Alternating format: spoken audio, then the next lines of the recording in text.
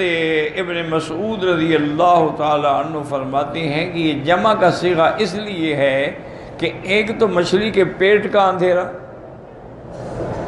اور دوسرا دریا کا اندھیرا کہ آپ موجوں کے نیچے ہیں، اور تیسرا جو ہے وہ رات کا اندھیرا، تو یہ تین اندھیرے جمع ہو گئے تو صیغہ کا لفظ آیا ظلمات۔ اسی طرح آپ قرآن پاک میں دیکھیں کہ اللہ ولی الذین آمنوا یخرجہم من الظلمات الی النور، وہاں بھی ظلمات جمع کا صیغہ ہے کہ اللہ مومنوں کے دوست ہیں، ان کو نکالتے ہیں اندھیروں سے نور کی طرف۔ نور مفرد ہے، ظلمات جمع ہے، چونکہ نور سے مراد ایمان ہے اور ایمان تو ایک ہی ہے،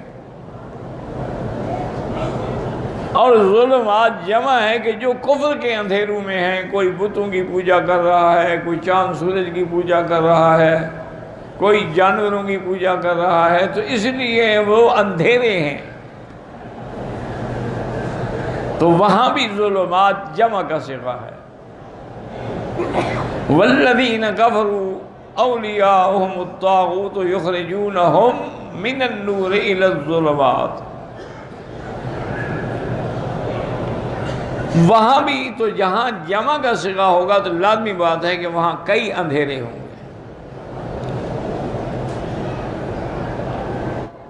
وہ مچھلی آپ کو لے کے چل رہی ہے، پانی کو چیر رہی ہے، وہ انتہا دریا کی انتہا پہ پہنچی، تو اب یونس علیہ السلام نے سنا کہ وہاں جو پتھریاں ہیں، کنکریاں ہیں نیچے، بہت اللہ کی تسبیح کر رہی ہیں، کیونکہ اللہ کی تسبیح تو ہر چیز کرتی ہے۔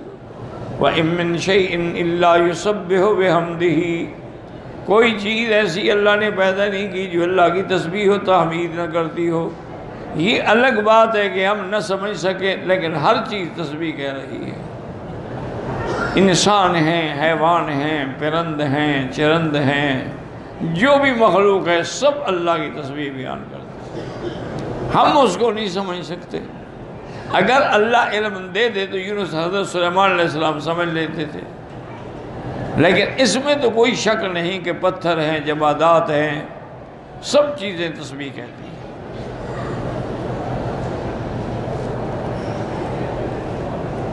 تو حضرت فرماتے ہیں کہ جب انہوں نے سنا فَإِنْدَ ذَلِكَ وَهُنَالِكَ قَالَ، اس تسبیح کو سننے پر آپ نے بھی پھر اللہ کو پکارا کہ لا الہ الا انت سبحانک انی کنت من الظالمین۔ وقال اوف العرابی لما سایوی بطن الحوت ظن انہ قد مات، کہ جب یونس علیہ السلام کو مچھلی کے پیٹ میں رکھا گیا انہوں نے سمجھا بس میری موت آ گئی، کیوں اس سے تو گویا کہ میں مر گیا ہوں۔ ثم حرک رجلیہ، پھر آپ نے پاؤں کو حرکت دی، فلما تحرکت، دیکھا کہ پاؤں تو حرکت کر رہے ہیں، اس کا معنی ہے میں زندہ ہوں۔ سجد مکانہ، اسی جگہ آپ سجدے میں ہوئے۔ ثم نادى یا رب اتخذت لك مسجدا في موضع لم يبلغه احد من الناس، اس کے بعد انہوں نے پکارا کہ یا اللہ میں نے ایسی جگہ مسجد بنائی ہے جہاں کسی نے آج تک سجدہ نہیں کیا، میں تیرا سجدہ کر رہا ہوں۔ وقال سعید بن ابی الحسن البصری مکث فی بطن الحوت 40 یوما، لیکن یاد رکھیں گے یہاں روایت ہے کہ 40 دن آپ مچھلی کے پیٹ میں رہے۔ اصل مشکل یہ ہے کہ روایات اسرائیلی کو لے لیا جاتا ہے، اللہ نے قرآن میں ہمیں نہیں فرمایا کتنے دن رہے، تو پھر ہمیں اس بحث میں پڑھنے کی کیا ضرورت ہے۔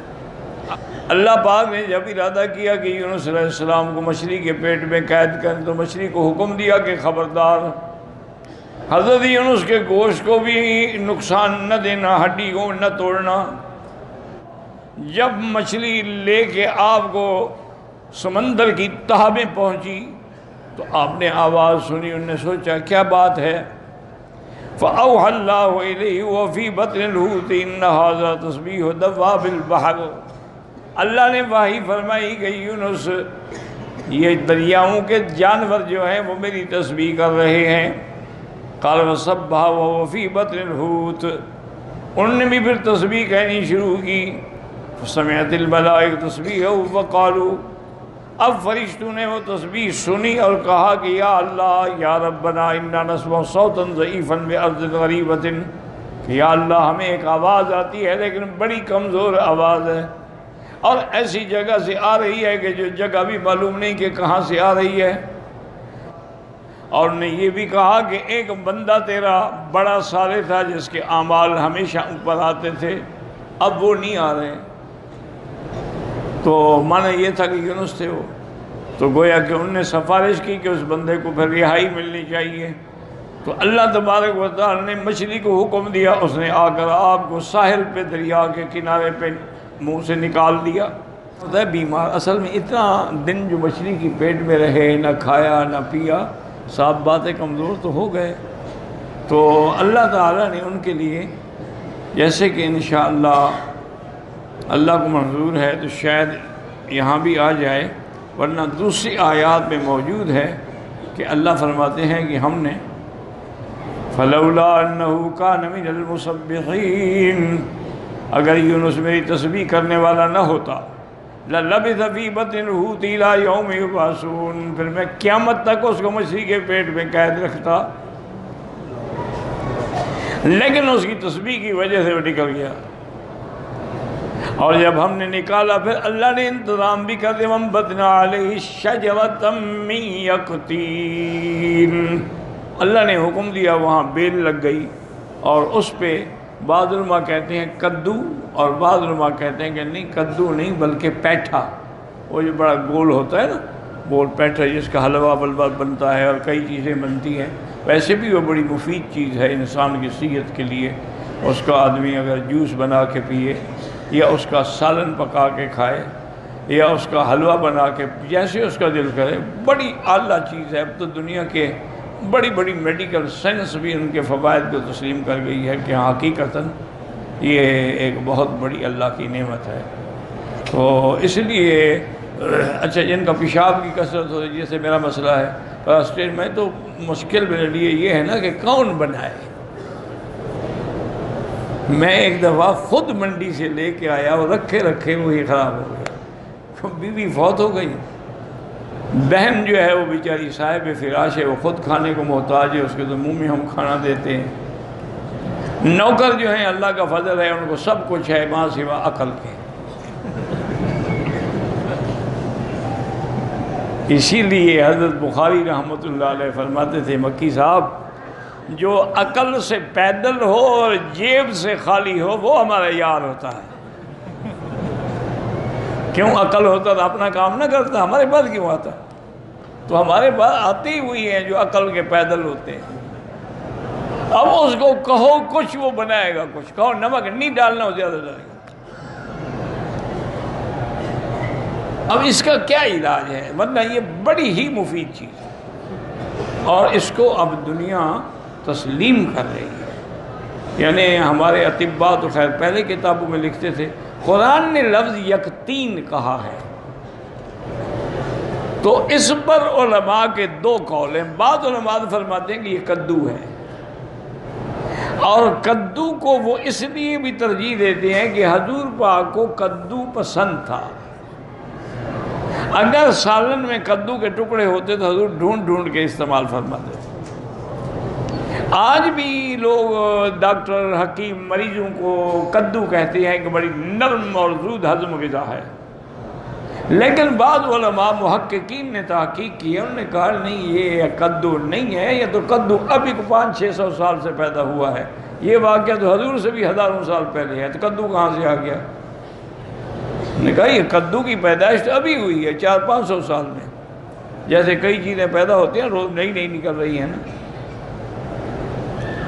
تو پہلے آپ نے دیکھیں بعض چیزیں ایسی، آپ ایک بصل دیکھیں کتنے قسم کے نکل آئے، ٹماٹر دیکھیں کتنے قسم، کیونکہ ایک دوسرے سے پیوند کر رہے ہیں، علم ترقی کر رہا ہے، سائنس ترقی کر رہی ہے.